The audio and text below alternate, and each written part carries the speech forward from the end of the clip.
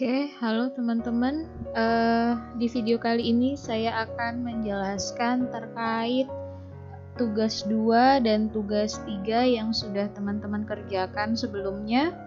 Jadi di tugas 2 itu teman-teman tentunya sudah membaca soal PT Angkasa. Ya, di sini ada informasi soal. Lalu di sini diberitahu ada laba rugi dari PT Angkasa di tahun 2019. Lalu di sini ada informasi terkait pelaporan fiskalnya, ya, transaksi-transaksi yang ada di perusahaan. Nah, di sini teman-teman diminta untuk mengelompokkan transaksi, ya. Transaksi apa yang perlu dikoreksi menurut aturan perpajakan? Nah, ini formatnya adalah sudah ditentukan ya. Oke, jadi saya mencoba membuat ya sedikit mirip lah ya. Nah, dari keterangan di sini ya kita coba bahas satu-satu apa aja kira-kira yang perlu dikoreksi. Nah, di sini teman-teman coba kita baca dulu. Biaya gaji termasuk tunjangan transport 10 juta, iuran pensiun pegawai kepada dana pensiun yang pendiriannya telah disahkan oleh Menteri Keuangan 3 juta, lalu pemberian sembako senilai 6 juta. Oke, jadi di dalam biaya gaji itu ada tunjangan transport, maka dia boleh dibiayakan ya. Lalu ada iuran pensiun pegawai kepada dana pensiun. Jadi ini adalah iuran pensiunnya si pegawai. Jadi dia boleh dibiayakan. Nah, di sini ada pemberian sembako atau sembako langsung ya, atau sering kita sebut dengan natura. Nah, karena dia berupa natura, maka di sini dia tidak boleh diakui sebagai biaya, teman-teman. Karena di sini biaya ini adalah mengurangi penghasilan perusahaan tentunya. Nah, jika penghasilan perusahaan berkurang, maka di sini dia tidak akan dikenakan pajak dari PPh badan itu. Jadi sembakonya itu tidak kena pajak gitu. Padahal waktu dia menjadi manfaat bagi si penerima, harusnya tunjangan-tunjangan itu masuk di PPh 21 ya, orang pribadinya. Nah, dia kena pajaknya waktu orang pribadi menerima manfaat tersebut. Nah, waktu dia diberikan sembako oleh perusahaan, dia tidak masuk dalam gaji sehingga dia tidak dikenakan PPh 21. Makanya di PPh badannya, bagi si badannya, dia harus dikenakan pajak nih teman-teman. Makanya di sini dia tidak boleh diakui sebagai biaya. Makanya natura-natura itu harus dikeluarkan dari biaya. Jadi begitu ya. Nah, makanya di sini harus kita kurangkan sebesar 6 juta. Oke. Lalu ada lagi ya. Kita tentukan dulu ya apa-apa aja ya. Atau mau langsung sepertinya ya, langsung aja. Nah, 6 juta ini bedanya apa sih? Perbedaannya masuk ke beda tetap atau beda waktu, koreksi positif atau negatif. Nah, sebelumnya teman-teman harus tahu dulu ya, apa itu beda tetap dan beda waktu. Saya rasa teman-teman sudah tahu, tapi di sini saya akan mengulangi sedikit. Jadi, beda tetap itu adalah terjadi ketika transaksi-transaksi pendapatan atau biaya diakui menurut akuntansi komersial dan tidak diakui menurut fiskal. Nah, contoh perbedaan tetap ini adalah penghasilan yang pajaknya bersifat final, lalu penghasilan yang tidak termasuk objek pajak, lalu biaya atau pengeluaran yang tidak diperbolehkan sebagai pengurang penghasilan bruto, maka dia akan dimasukkan ke beda tetap. Nah, sedangkan perbedaan waktu terjadi karena perbedaan waktu pengakuan pendapatan, jadi hanya karena waktu pengakuannya ya, jadi waktu pengakuan pendapatan dan biaya dalam menghitung laba. Jadi di sini suatu biaya atau penghasilan telah diakui menurut akuntansi komersial dan belum diakui menurut fiskal ataupun sebaliknya.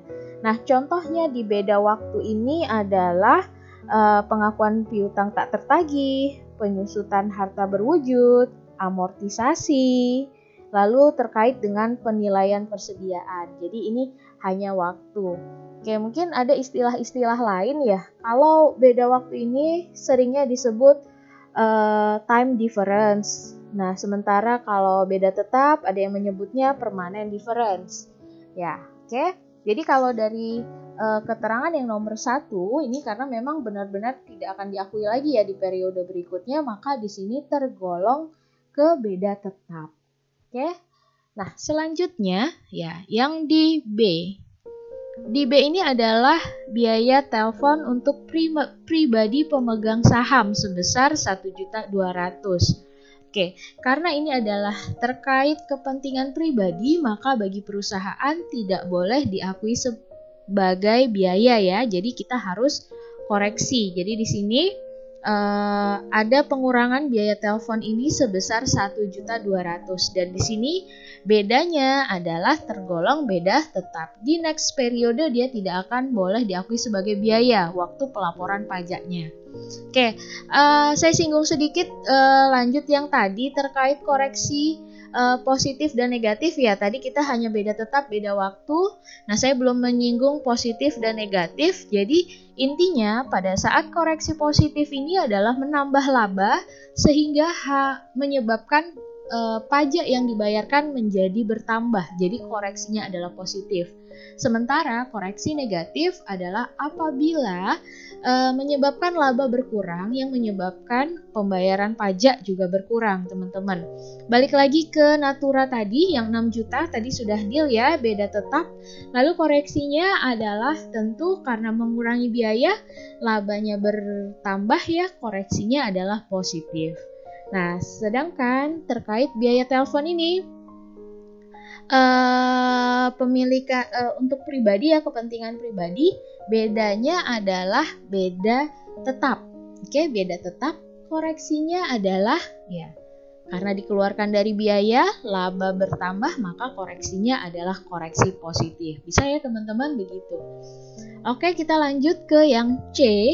Yang C ini adalah perusahaan memiliki kendaraan kelompok 2 dibeli pada tanggal 1 Juni 2012 dengan harga perolehan 460 juta dan taksiran umur ekonomisnya adalah 8 tahun, nilai residu atau nilai sisa dari asetnya adalah 10 juta. Penyusutan menggunakan metode garis lurus untuk kepentingan akuntansi dan perpajakan. Oke, teman-teman dalam mendepresiasi hati-hati, kita di posisi tahun berapa di soal. Jadi di sini di soal adalah posisi di tahun 2019. Jadi di sini pembelian asetnya 2012, sekarang posisi adalah 2019, berarti masih masuk ya di masa depresiasinya. Nah, kalau di akuntansi di sini harus dikurangkan dengan nilai residunya, ya kan? Teman-teman tentunya sudah bisa menghitung depresiasi secara akuntansi. Nah, tetapi di pajak teman-teman dia tidak mengenal nilai residu. Jadi nilai perolehan yang 460 juta ini langsung dibagi dengan kelompok 2. Ya, kita tahu kelompok 2 itu nilai ekonomisnya adalah 8 tahun atau kalau dikalikan dengan persentase adalah 12,5%. Sehingga ini akan memunculkan perbedaan ya antara akuntansi dan fiskal. Nah, di sini di depresiasi mungkin nanti saya akan jelaskan lebih rinci ya kan terkait depresiasi ini. Nanti di rekonsiliasi ada perhitungannya. Oke, jadi next ya, tunggu sebentar, ini dia. Nah, sebenarnya nanti akan menyebabkan selisih 750 di sini. Nah, di sini karena depresiasi dia bedanya adalah beda waktu. Dan untuk depresiasi ini bisa koreksi positif dan koreksi negatif. Tapi di kasus ini menyebabkan koreksi negatif. Oke. Nanti di tabel rekonnya akan kelihatan. Saya akan jelaskan lagi. Oke, yang D sekarang. Yang D adalah untuk penyusunan inventaris kantor dan gedung telah sesuai dengan peraturan perpajakan. Oke, berarti tidak masalah ya.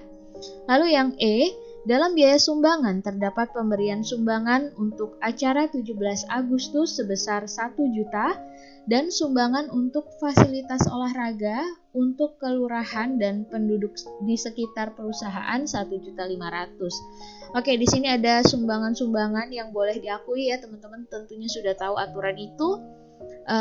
Jadi yang tidak boleh di sini adalah sumbangan acara 17 Agustus. Jadi yang 1 juta ini harus kita koreksi. Oke, kita lihat ya, ini dia. Sumbangan harus kita koreksi 1 juta. Jadi bedanya ya karena aturan ya, bedanya munculnya adalah beda tetap dan koreksinya adalah koreksi positif karena biayanya berkurang, laba bertambah, pajaknya juga bertambah. Lalu yang F adalah biaya kantor, termasuk di dalamnya adalah biaya makan siang karyawan 3 juta. Jadi teman-teman sebenarnya kalau dia biaya makan siang untuk seluruh karyawan tanpa terkecuali itu boleh diakui sebagai biaya operasional perusahaan. Tetapi teman-teman perlu diingat, jika fasilitas makan siang ini hanya untuk beberapa, misalnya hanya di level manajer ya yang disediakan fasilitas tersebut, maka itu tidak boleh ya diakui sebagai biaya. Itu seperti natura pengakuannya. Jadi di sini asumsinya adalah untuk seluruh karyawan maka boleh diakui sebagai biaya. Lalu yang kedua adalah biaya entertain tamu perusahaan 1 juta. Tidak ada daftar nominatif teman-teman. Jadi sebenarnya biaya entertain itu sah-sah saja di perusahaan dan di pajak pun boleh diakui asalkan ada daftar nominatif ya. Jadi tahu siapa yang menerima ya kan, ada bukti-buktinya. Nah di sini karena tidak ada daftar nominatif maka tidak boleh diakui sebagai biaya. Oke, selanjutnya yang ketiga adalah biaya pembelian perlengkapan 5.500.000. Ini boleh ya karena terkait dengan biaya operasional. Yang keempat adalah sisanya adalah biaya lain-lain. Oke, berarti di F ini yang harus kita koreksi adalah 1 juta karena tidak ada biaya nominatifnya, biaya kantor. Oke, kita cari biaya kantor ya di sini. Nah, ini dia 15 juta, 1 juta yang harus kita koreksi. Di sini bedanya adalah karena aturan, jadi munculnya adalah beda tetap dan koreksinya adalah koreksi positif. Oke, yang G. Yang G adalah penghasilan sewa, di dalamnya ada sewa untuk ruko sebesar 40 juta dan sewa kendaraan 10 juta. Nah, di sini teman-teman harus menganalisa ya. Jadi di sini ada yang dikenakan PPh final. Nah, PPh final itu tidak dihitung lagi teman-teman. Karena bersifat final, jadi di perhitungan PPh tahunan perusahaan. Jadi kan ini sebenarnya tujuannya rekonsiliasi fiskal ya, untuk menghitung berapa PPh tahunan perusahaan. Nah, di akhir tahun mereka menghitung lagi. Jadi yang final-final ini tidak perlu dihitung lagi sehingga harus kita koreksi. Oke, jadi di sini harus kita koreksi. Nah, yang mana nih? Sewa yang dikenakan final adalah sewa untuk tanah dan bangunan, yaitu ruko ya. Di sini di contoh soalnya jadi 40 juta. Sehingga 40 jutanya harus kita koreksi. Nah, di sini 40 juta kita koreksi, munculnya adalah beda tetap karena di next periode tidak mungkin pendapatan ini diakui di hitungan pajaknya. Jadi fix dia dikeluarkan gitu ya, beda tetap. Nah, koreksinya apa teman-teman? Nah, di sini munculnya adalah koreksi negatif. Kenapa?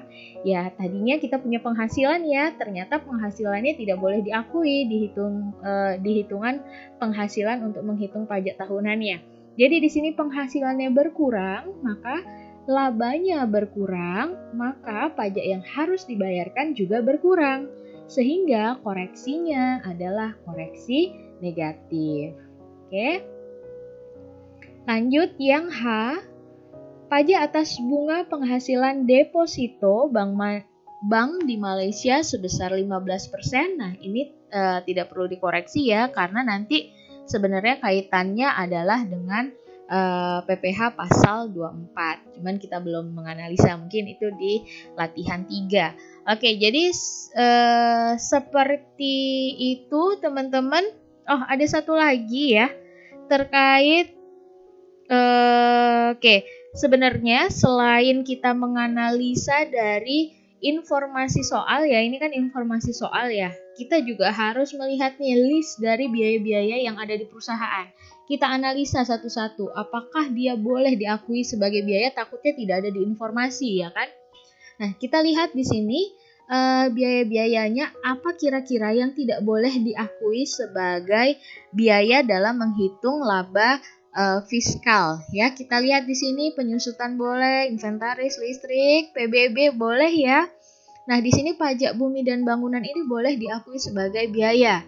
Tetapi, ya, pajak penghasilan tidak boleh teman-teman diakui sebagai biaya walaupun memang perusahaan itu mengeluarkan uang untuk membayar pajak. Tapi ingat teman-teman, di situ adalah bukan biaya operasional perusahaan, jadi dalam menghitung laba fiskal itu tidak boleh diakui, teman-teman. Ya, jadi apalagi ini hanya untuk pembayaran kredit pajak gitu ya. Nah, di sini tidak boleh diakui. Sebenarnya kredit pajak pun ataupun pajak yang memang sudah harus dibayarkan perusahaan, dia tidak boleh diakui sebagai biaya terkait pajak penghasilan. Intinya harus kita koreksi. Jadi di sini nilai 35 juta ini harus kita koreksi, dan di sini munculnya beda tetap atau beda waktu. Tentu beda waktu karena di next period pun tidak akan bisa diakui. Nah, koreksinya apa? Karena biaya berkurang, laba bertambah, pajak bertambah, maka koreksinya adalah koreksi positif. Oke, selanjutnya apalagi yang kita bisa analisa? Biaya telepon boleh, pemeliharaan gedung boleh, biaya sewa boleh. Nah, di sini ada penghasilan bunga deposito Bank BRI, tidak ada di keterangan ya, tapi ternyata di list biayanya ada. Sehingga kita harus menganalisa nih, ya teman-teman tentunya sudah mempelajari terkait PPh final. Jadi PPh final itu teman-teman salah satunya adalah bunga deposito. Nah, di sini jadi karena kita sedang menghitung PPh tahunan, kita harus mengeluarkan penghasilan yang bersifat final dan pajak bersifat final. Jadi di sini harus kita koreksi. Nah, perbedaannya apa? Perbedaannya adalah perbedaan tetap. Koreksinya adalah koreksi negatif karena penghasilan berkurang, laba penghasilan berkurang, laba berkurang, pajak berkurang. Begitu ya. Oke, sepertinya itu aja yang bisa saya bahas di video kali ini. Sampai jumpa lagi. Tetap semangat untuk belajar.